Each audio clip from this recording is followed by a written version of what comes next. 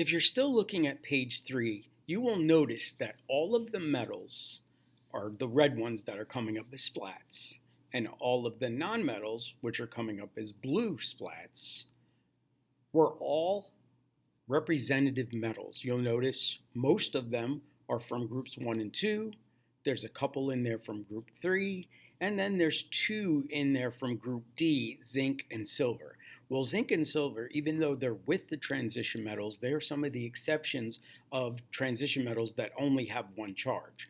What we're going to start learning now is when we're going to still use the anions being the nonmetals, but we're going to now use the transition metals. So the ones that are metals that have no splats on them now, those are the ones we're going to start to deal with. All right, the stock system. It's for ionic formulas with names of cations having variable charges. Those would be the transition metals. This lesson shows you how to name binary compounds from the formula when a cation of variable charge is involved. The cations involved in this lesson have at least 2 different charges. The anions only have one charge. So we're going to start with the first example, FeCl2. If you look on your periodic table, you will find that Fe is iron. But when you look at the bottom of the periodic table in that block, you will see that iron can either be +2 or iron can be +3. So since it has variable charges, we have to figure out which one we want to use. So the first part is just like before. You're going to name the metal, iron. The second part is still going to be chloride, but we need to figure out if it's iron +2 or iron +3. So I'm going to go through the second step that shows you how to figure out which Roman numeral to use. What you have to do is you have to multiply the charge of the anion by its subscript. Ignore the fact that it's negative. In this example, it is 1 times 2 because the charge is -1 and there are 2 Cl's. So like I said, we ignore the negative because you can't have a negative charge on a cation. So then we have 1 times 2 is 2. We divide this result by the subscript of the cation Fe, but cation Fe has no subscript. So 2 divided by 1 is 2. So what we know is the iron has to be +2 to balance out the 2 chlorides, which are each -1. So the correct name for this example is iron 2 chloride. The second one, CuCl2. First part is copper. The Roman numeral is going to be 2 again because you have 2 chlorides, so 2 times -1 is -2. So the copper must be +2, so the charges cancel, so it equals 0. So the second part is still chloride.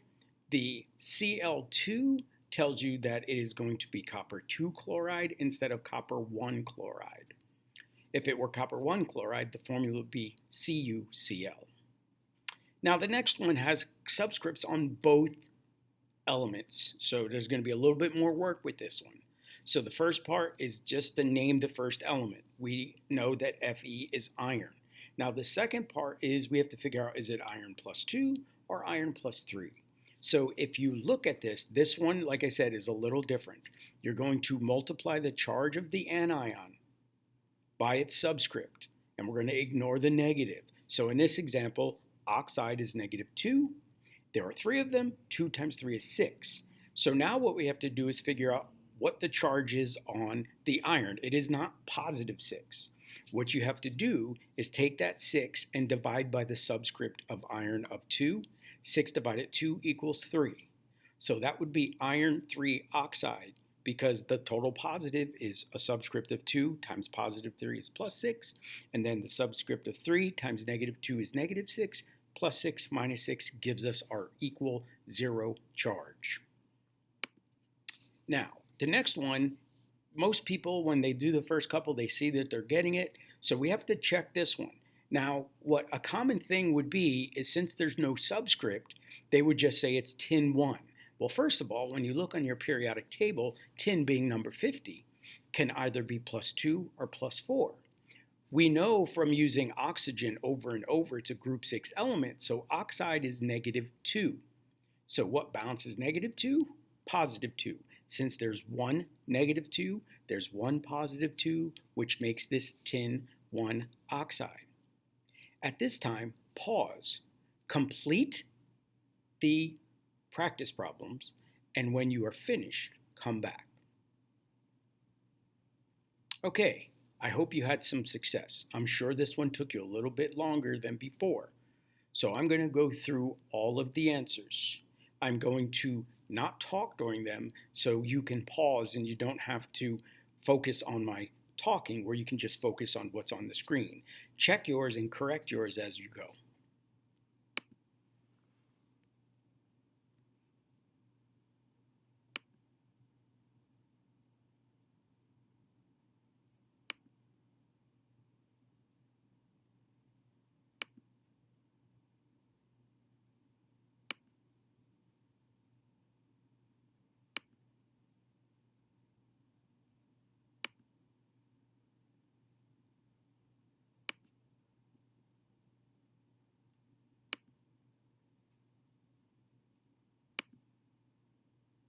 Now, we are 1/3 of the way through. I'm going to stop at this point. So if you have any questions, you can write them down. There may be a few that you got wrong and you may need some further explanation.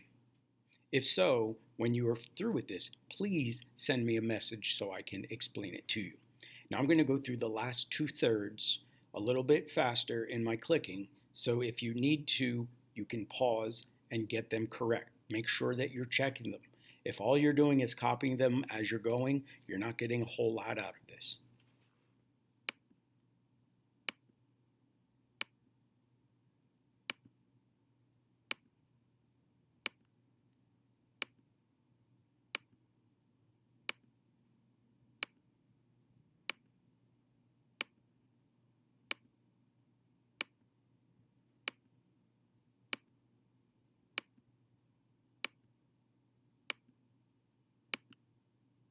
Once again, check yours. If you need to pause, write down any that you got wrong or circle them, and please notify me so I can help you get the correct answer. Now, we're going to go from name to formula. Going from name to formula for the ions with variable charges is actually the same as it is for the ones we've done previous, except it's actually a little bit easier because it gives you the charge. So you don't have to guess, is it copper 1 or is it copper 2? You can just see from the formula what the charge is.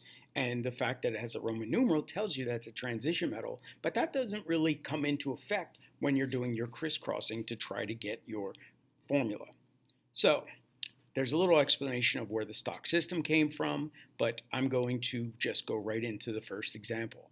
It says, write the formula for copper 2 chloride. So the first word tells you that the symbol is Cu. The Roman numeral will tell you the charge on the cation. In this case, it's positive 2. If you look at the box on the right, you can see that I did copper is Cu, the Roman numeral 2 is plus 2. The anion and charge comes from the second name. In this case, chloride means Cl minus or Cl minus 1. So when you look at this, I have copper is plus 2, chloride's minus 1, so I'm going to crisscross. I'm going to put the 2 from copper as a subscript on the chlorine.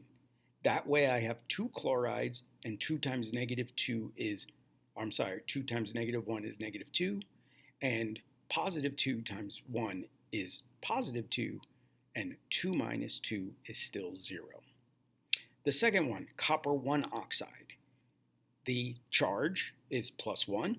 Oxide, the charge is negative 2. So if you're looking at the box, you see that I took the plus 1 and I crossed it over to the oxygen, and I took the 2 from oxygen, crossed it over to the copper. So now I have copper with a subscript of 2. 2 times positive 1 is positive 2, and I have 1 oxygen. 1 times negative 2 is negative 2, and the overall charge is 0. I have 30 more for you to practice. At this time, if you have not done them, pause, come back and check them. By doing this, you're going to get more out of this because we're going to have to be able to do these, and if you just copy them, you're not getting anything out of the activity. Okay, here I go.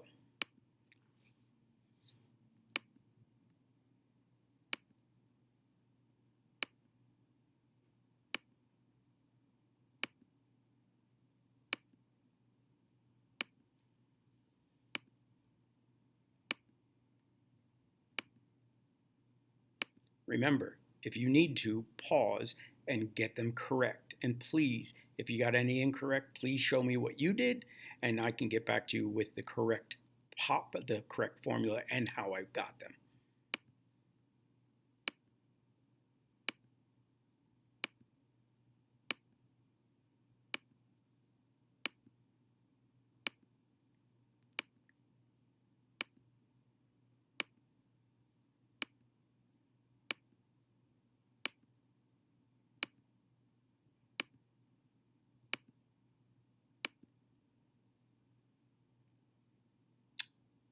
Okay, at this time, pause, check yours, make sure they're all correct before moving on.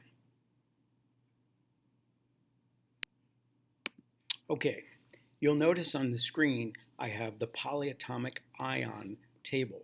It is page 17 of your naming activity, and it is also on the back of your periodic table. You do not need to memorize it, you just need to be able to utilize it. So when we are doing compounds that have polyatomic ions, which there are many of them, you will know where to find them for both their name and their formula. And the formula also has their charge.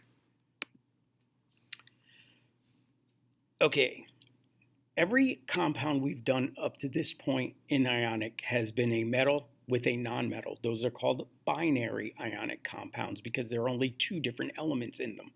We're now going to move on to what are called tertiary or ternary ionic compounds, which are going to use those polyatomic ions.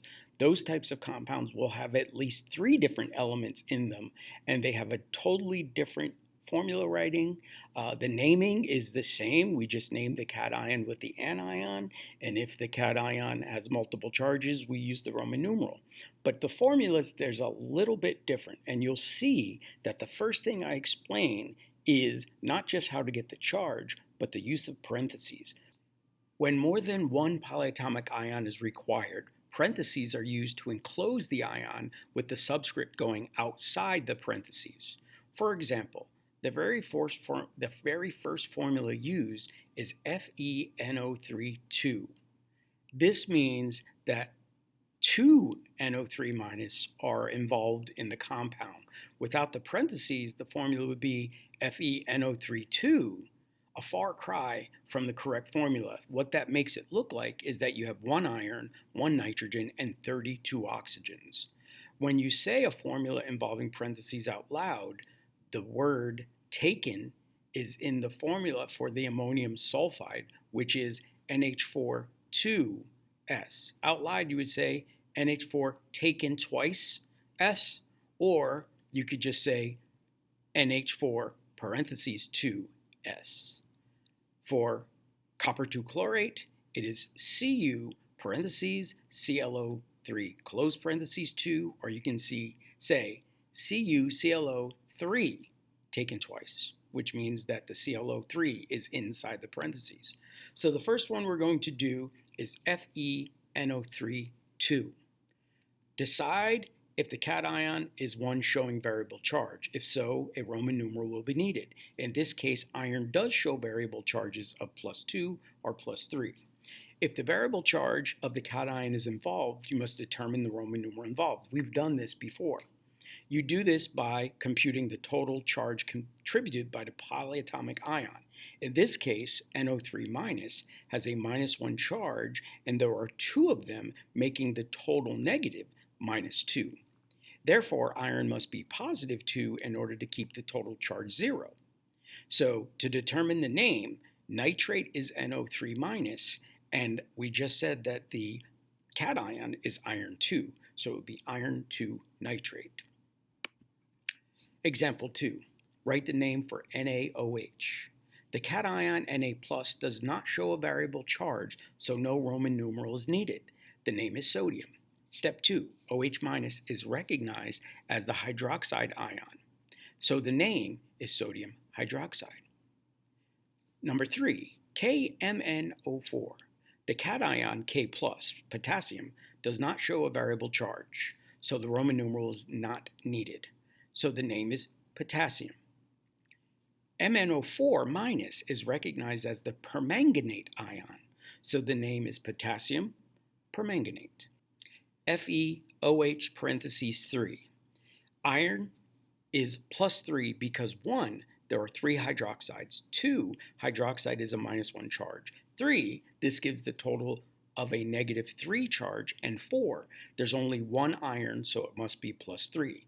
Therefore, the first part of the name is iron 3, and the second part of the name is hydroxide, so the name is iron 3 hydroxide.